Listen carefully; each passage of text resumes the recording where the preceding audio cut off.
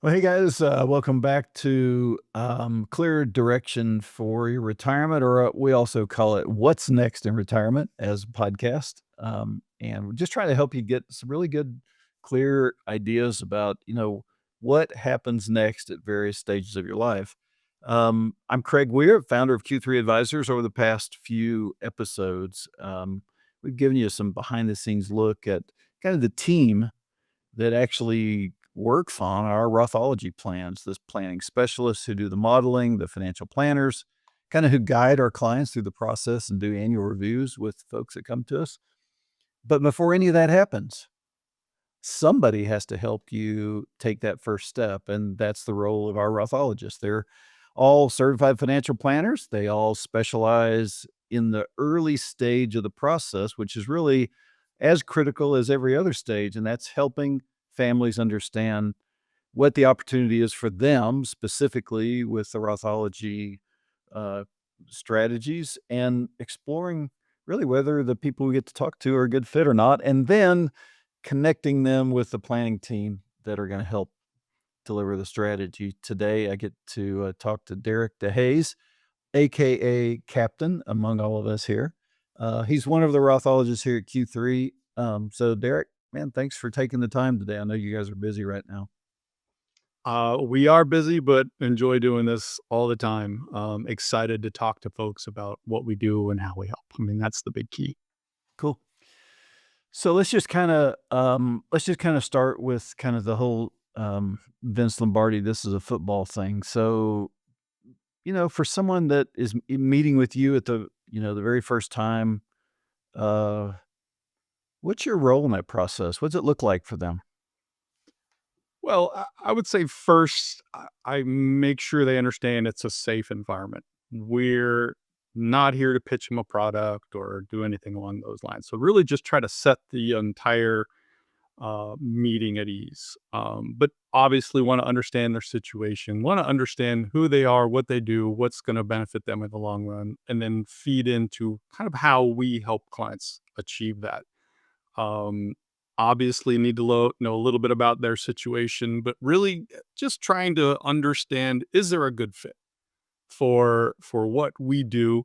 And after doing this several hundred times for other clients, I think I got a pretty good idea. So usually in that first conversation, I know if there's a fit, and I do my best to express that to them and say, "Hey, we're gonna do you a huge service. Just give us the opportunity to do it." That's really what that first meeting's all Yeah. about. Yeah. And, you've been part of the team for quite a while now, and you've seen how we've transitioned roles and how we've enhanced the services that we offer and everything. The thing that sticks out to me a lot is, um, the way that we try to help people determine the best long-term tax strategy for them really involves several people. You're one of the people in the chain of events that occurs, and if they go to I mean, typically you get people call you and they're contrasting what we do with, "Well, my advisor this," or "My CPA told me this," or "I've got this software that I spend $100 a year on, they can do that." But, most advisor firms, you're you're talking to the guy who also wants to sell you an annuity and get you to move more money over at the same time, and there's nothing wrong with selling products and managing assets and those kinds of things. But, part of the reason that we've put you guys kind of into specialized roles is I believe that kind of creates bias, and so here at Q3, we separate those roles. The client really gets that unbiased education you're talking about first. Um, and your focus really is on the front end. Um, how how do you see your role on the front end in meeting people and helping them work through? How do you think that makes for a cleaner handoff to the people that are actually going to flip the switches and turn the dials for them? Well, well, first off, they got to look at this, big hairy thing here and have to deal with somebody on the front end. But um, you know, really, it's again, once we get through that process, and there's an understanding that there is a huge advantage for them to convert. we want to get them involved in the team right away. I'm a financial planner. I've done all kind of financial planning through my career, but really the specialization is what makes us different. Really, what makes us different in this entire industry. So I'm looking to introduce them to one of our planners that we can all collaborate, gather the information that we need, and then further move that along the line into the rest of the planning team. Not one financial planner, certified financial planner, not two certified financial planners, but at least 3 to 4 certified financial planners are going to look at your case across the entire process. That's just allows not one person's opinion to become gospel, if you will. You've got a lot of input on these plans, and we want it that way because that's how we find the best result. Yeah. And, the thing that is really interesting is that people come to us from all kinds of backgrounds and all kinds of experiences, right? But you've done this long enough that, you and I can we can pigeonhole this person has had this experience, this person's coming from here. But, you know, our industry has done a lot to make your job a lot harder, right? In that the industry, in if it's done incorrectly, it's really nothing more than a high-paid salesperson. If it's done, um, if it's done okay, it's done by somebody who can maybe give them some advice, but can't help them with anything that is really very granular. But you probably hear the same, although everybody is unique, you probably hear the same type of questions and hesitations when people first come to you. Um, just, off the top of your head, what are some of the main objections or questions or hesitations that come up in those conversations? Well, we hear a lot of my income's too high.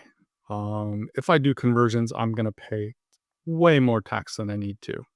Well, maybe in the short term, but let us look at the long term strategy. So there's we get those questions a lot, around. Um, I have all this money in my 401k. I've been successful in just putting this socking it away, but I really lived my life really well, and I have nothing outside of my 401k. How am I going to pay these taxes? Um, hear that a lot.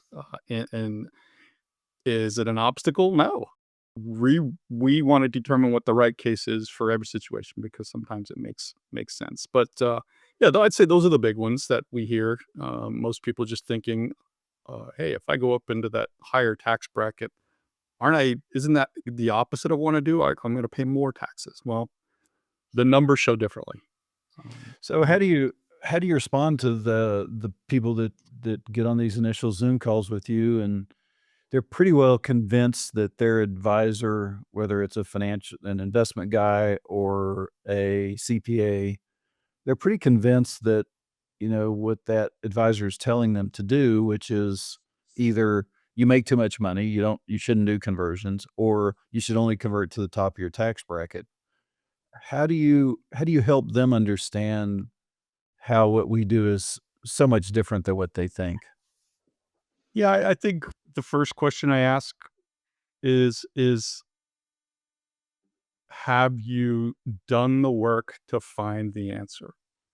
Uh, is that answer that you're being given, is it the best answer? Has the work been done to determine is that the right answer? And in most cases, the answer to that is no.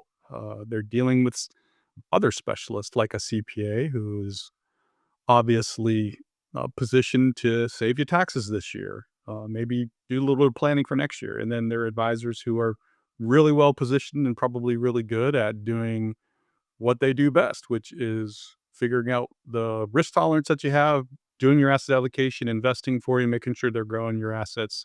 That's a full time job in and above itself. So to throw in the high specialization of actual long term Roth conversion planning, um, if the if the analysis hasn't been done, you're working off of bad information. Everybody wants to make informed decisions. We give them the information to do that. Yeah. And, I'll just talk just a second to, somebody maybe listening or watching this, The men and women we have on our team are chosen because they know how to plan, and our industry is an abundance of people who know how to gather assets and how to sell tax advantaged investments or insurance products, but very few have real experience with planning. And we discovered that even if they have experience with planning, the software that they use, and I'm talking about the biggest names in the industry, have got huge gaps in them to help answer the question of what is the right Roth conversion strategy. But our Rothologists, the front end, the frontline men and women, they really are here to prep our client for success. Like you kind of referred to, Derek, you're gathering the story, you're kind of setting some expectations for them. You're trying to figure out what confidence level they have and give them more confidence that this really is gonna work out, or sometimes you have to tell them, "I don't think we're a good fit for our Roth conversion piece. Let me introduce you to somebody else on our team that can do some other things for you." But at the end of the day, ultimately, the goal is to introduce them, to the planners. But our goal is that the client never feels like they're starting over with the next member of our team. It's, we you guys do a lot of internal notes, you do a lot of internal conversation, all those kinds of things. But, when you get finished with that first conversation, it can go a couple different ways, obviously. But what do people usually say to you after that first conversation? How's that person who had his mind made up one direction that ultimately decided that maybe there was something different? How's that conversation go? So yeah, after the initial consult, usually clients, they've experienced the marketing that you've done, the videos you've done. You become a celebrity to them in a lot of cases. But to bring that knowledge in and then certainly compartmentalize it and address it to their particular situation, it all of a sudden becomes this broad range to, hey, let's talk about you and your situation and how does this apply to you? And that usually is that eye opener for them. We'll run through a RMD calculator to just take a look at what it looks like if they don't convert. Are you okay with these numbers? Is this something that you would really want to pass on to your heirs? Going through those conversations is a real big eye opener for those folks. And they see that there is someone now who doesn't just explain it to the masses, someone who's explaining it in their terms, in terms that they're familiar with, their own financial well-being. And that's fun. Being able to do that and kind of convert that broad knowledge into this is what works for you. I think we can help, is great. And that's just that first conversation. But then we get into the second conversations, we're gathering all the data, and then we finally present the results. Uh, those are some of the most wonderful, like, fulfilling parts of my job, I will have to say. Yeah. Yeah. You and I have talked about this before. You've been in the business a long time like I have, and this service that we offer, um, I get excited about it because it's the first time in over my 40 plus years that I see some instant gratification of helping somebody. I see and they see, and it's not like we gotta wait 20 years and have a retirement party, right? Um, do you can you think of, I know you help dozens of people every single month, but, um, is there is there a particular maybe case recently that sticks out in your mind where the conversation started where they didn't think it was gonna make any sense, and then all of a sudden it led to millions of dollars of tax avoidance?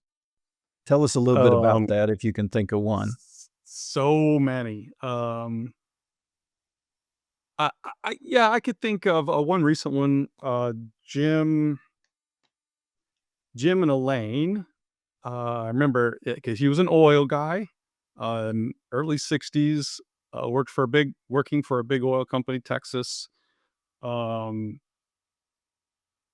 still working for a few more years. So high income, They're coming into us, got about 1.2, I think 1.3 million in IRA assets, coming to us and said, "Hey, I love everything you're saying, but I think I'm too early to the game here.